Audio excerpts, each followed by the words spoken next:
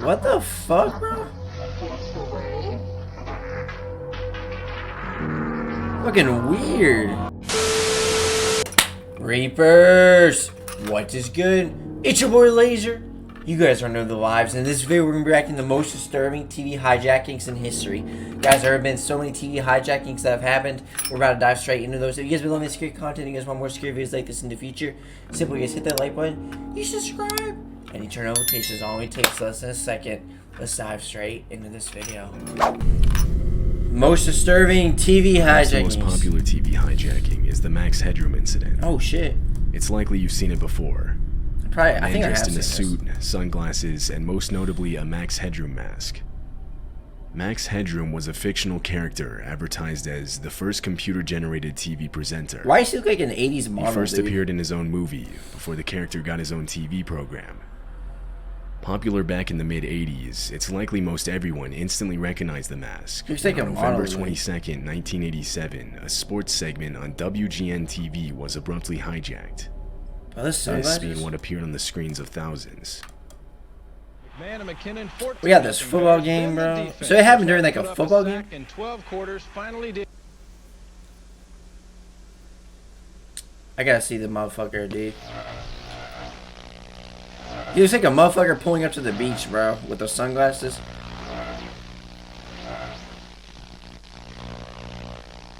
What the fuck is this? Oh, that sounds so fucking creepy, dude. What the fuck is he even doing? He's just like The bobbing his hijacking head. lasted a total of 17 seconds before engineers at WGN 17 were able seconds? to regain control of the broadcast tower by switching to a backup frequency. At the time, not even they knew what had happened. Well, if you're wondering what's happened, so am I. Actually, the computer that we have running our news from time to time took off and went wild. So what we're going to do is start over from the top with the Bears and tell you once again about the 30-10 victory they had over Detroit today out at Soldier Field. Damn. We'll from the top and show you again. The video itself shows the man in the Max Headroom mask swaying erratically, all while the background rotates from side to side. It's fucking creepy. This is seemingly to recreate the look from the actual Max Headroom show, which features a similar background. During the hijacking, a distorted buzzing sound can be heard. Only the visuals were successfully hijacked. However, on that same day, a few hours later, a different station, WTTW, was also hijacked by the same 2 times group, in a day is crazy. and this time there was audio. Was it like the same thing? That is the only way to learn. I'll get you a hot drink, miss. Oh shit, this is about to go down. He's a freaking nerd. I think I'm better than 𝐿𝐿𝐴𝐿𝐴. Freaking Why the fuck is he laughing like that?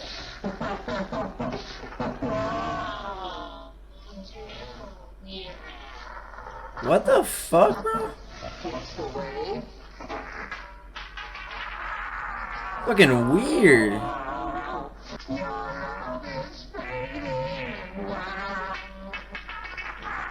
This motherfucker's literally just saying shit out his ass, dude. This is fucking weird. Holy shit.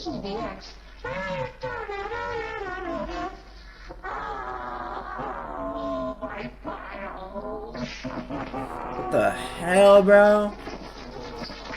It's fucking weird. I just made a giant masterpiece for all the greatest world newspaper nerds. Bro, stop talking out of your fucking ass. This second incident lasted longer, at about 90 seconds. Oh my god. This is because no engineers were on duty at the time, meaning no one was there to quickly switch to a backup frequency. The motive behind the interruption is unknown, as there isn't really ever one clearly established, even with audio. Bro, this was fucking Many weird. suggest the man was simply rambling on, saying any nonsense sentence that came to mind. However, others think differently. Yeah, I think I'm better than Chuck's. The man mentions Chuck Swirsky, who was a TV reporter employed by WGN. At one point, the man also begins humming the tune to Clutch Cargo, a cartoon that aired on WGN. He followed this with I Still See the X. This is possibly a reference to the last episode of Clutch Cargo aired on WGN, titled Big X. Bro, what the hell? This is actually, like, bro, shut the hell up. This is fucking creepy. Oh, I just made a giant masterpiece for all the greatest world newspaper nerds. And the fact that he said that shit, dude. Additionally, the man mentions how he made a giant masterpiece for all the greatest world newspaper nerds. He likely meant World's Greatest Newspaper, or WGN, the first station that was hijacked. Perhaps he felt wronged by the station in some way, and the hijacking was deliberately created for and against WGN. Or maybe everything he said was all nonsense. Whatever the case, the FBI immediately fact that they have a started an choice, though? investigation, confident they would be able to find whoever was responsible for the interference. They didn't find him. But the odds, I'd say, if a guy continues to involve himself, either sporadically or continuously, it's very great that we will determine who it is. Damn. Months, years, and now even decades have passed. They with never no sign found that of who's person? behind the Max Headroom mask. All we know for sure is what's shown in the video. At least 3 people were involved. One under the mask, one behind the camera, which can be proven from a slight shift in the camera's angle at one point, and one rotating the background, which is shown stopping when they step into frame themselves. Also known is that the video was not recorded live, rather it was pre-recorded. This is proven with the visible cut in the video. To this day, it remains unknown who hijacked the 2 TV stations. The fact that they were Everyone has able their own to troubles. hijack like a channel, dude, like I don't think people understand how impressive that is. Like, that's actually On August so hard 19, to do. 1987, That requires during so the much 4 work. p.m. edition of KNBC's Channel 4 News, reporter David Horowitz was interrupted by an unidentified man walking into the studio. The man appears in frame armed and hands David a set of papers. Fuck, Instructs him dude. to read them. This is And some without another Joker option, type shit. David calmly does what That he's talk told. show. Pardon me? What is this? Let me see what it says. Bro, you better hope he doesn't tell you a joke. All right, well, let me read this. Folks, we have someone on the set who's standing here and would like me to read this copy which was just handed to me. You want to tell me? Is there no security or some What shit? is it? And Gary, where are you from? Oh The video was shit. then taken off the air and replaced with a still screen. But thousands of people had already witnessed it live, and police were immediately Damn. flooded with calls from viewers. Monitors in the studio clearly indicated they were no longer on the air, but the reporters desperately tried to convince the man he was still on. He believed them and continued to let David read. The fact that he had a gun with him, I was warned in dude. 1981 by someone with connections at the CIA to stay off the computers, that they didn't trust people on computers.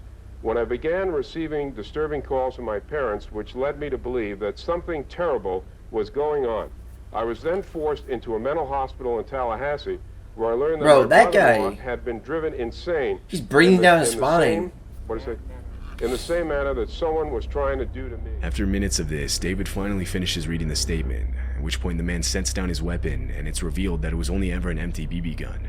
Still fucking Police creepy. entered the studio and immediately arrested the guy. It was Damn. Gary Stolman. He managed to get in the studio as a guest to an employee. His father, Max Stolman, would sometimes work for KNBC as a reporter. That's creepy, dude. Once inside, Gary waited for the channel to go live before walking into frame. Now, written on the paper Gary wanted read, it turned out to be a nonsense statement on the CIA, This guy handled it alien well. life, and other conspiracy-type stuff. Oh shit. One of the sections read, "The man who has appeared on KNBC for the past 3 years is not my biological Handwriting's father. hard to read. He is a clone, a double created by the Central Intelligence Agency and alien forces. It is only a small part of a greater plot to overthrow the United States government and possibly the human race itself." Bro, what the? Gary was sent to a county jail as he awaited trial. He was What found in the mentally ill fucking and was arranged to get Area healthy. 51, dude? His father later made a statement on the incident, reading, "I do have a sick son. He has been hospitalized a number of times. Bro, that's We are crazy. thankful he wasn't shot." That's actually crazy. Crazy In July of indeed. 2007, WJLA, a TV station in Washington, D.C., was abruptly interrupted from its regular programming. Everything was going as usual, when all of a sudden the screen went black, and without warning, this image appeared on viewers' TVs. What the fuck? A close-up. Oh, what is grainy that evil-ass white photo grin? of 2 human heads, one smiling, one not. Viewers watching live were confused and honestly creeped out. I would too if I was just watching the It news. was unsettling to say the least. And I saw two creepy faces just Stayed staring on into my screen soul. for several seconds with no movement and no sound, just the image, before abruptly disappearing and returning to the station's regular programming. Hell nah. Many viewers called the station and made posts online trying to get answers. In response, the cable company ended up releasing an official statement on the incident. They claimed the image was a still frame from an advertisement for the Oprah Winfrey Show that was scheduled to play later on. That was an advertisement? Basically, they reasoned that their system somehow glitched in showing the still frame. This explanation left people skeptical. Many searched but found no Oprah Winfrey advertisement showing anything resembling the still frame. It's widely Damn. believed the explanation was a cover-up for a successful hijacking. Bro, the one on the station. right, I feel like I've seen that motherfucker in my Although dreams if this before. is the case, I don't know whoever's why. responsible for it is not identified. Damn. Viewers that had footage of the incident found that after posting them online, they were mysteriously getting taken down. There are no surviving videos left on the internet today, and so footage of the incident is now being treated as lost media. Wow. The remaining evidence is this picture of the still frame that was shown. That's crazy, dude. That is actually crazy. It's January 3rd, 2007. The Australian broadcast channel Channel 7 is Old ass broadcasting a TV. rerun of an Just episode of the 7 though. Canadian television documentary Mayday. At one point during the documentary, Mayday. the audio suddenly cuts out and is eerily replaced with constant looping of a man yelling the words, "Jesus Christ, help us all, Lord." Huh? The visuals remain unchanged. It was only the audio that was affected. I gotta One hear viewer this. witnessing this pulled out his camera and began recording the strange audio. So it was like a loop?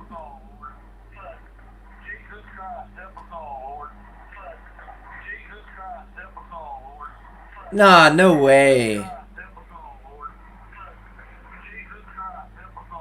Dude, imagine just waking up at like 3 in the morning, bro. Like, you know when you were a kid and you just woke up like late at night? Imagine waking up late at night and you hear this shit. This would go on for over 5 minutes before 5 returning minutes? back to the documentary's original sound. The viewer wrote, "I was channel surfing and heard this weird sound being repeated. It caught my attention as it was very odd, a bit creepy. Bro. I thought it was some kind of subliminal message, or that someone must have hacked in. I tried ringing the station for several minutes, but they never picked up." After gathering enough attention, a spokesperson for the network would make a statement.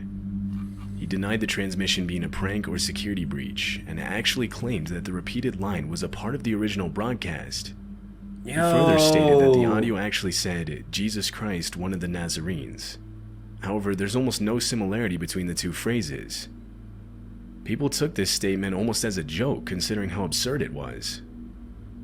It's believed the station's audio was temporarily hijacked, and the network didn't want to admit to it. A few independent researchers began an investigation on where the original audio came from, and surprisingly, it was actually found. It turns out the audio came from the haunting video of Preston Wheeler reacting to an ambush on his convoy in Iraq. Iraq? I gotta see this, dude. So they cut the audio from that The clip convoy had made a wrong and turn put it in down Dead End the... street. Though Preston was fortunate enough to make it out alive. Damn, and The that, I finding know of that this word, video bro. seemed to raise only more questions, like the reason behind why the hijacker chose to use this audio. No further information would ever be discovered. The whole situation kinda just slowly died down with no real answers. The hijacker responsible was never identified. Wow, that's crazy. Well, guys, that's it for this video. I hope you guys enjoyed it. Have you guys ever seen a hijacking happen on air? Because if you guys have, let me know down in the comments. If you guys want more scary content like this in the future, simply you guys already know what to do. And I will see you in the next one. Peace. Extra large money.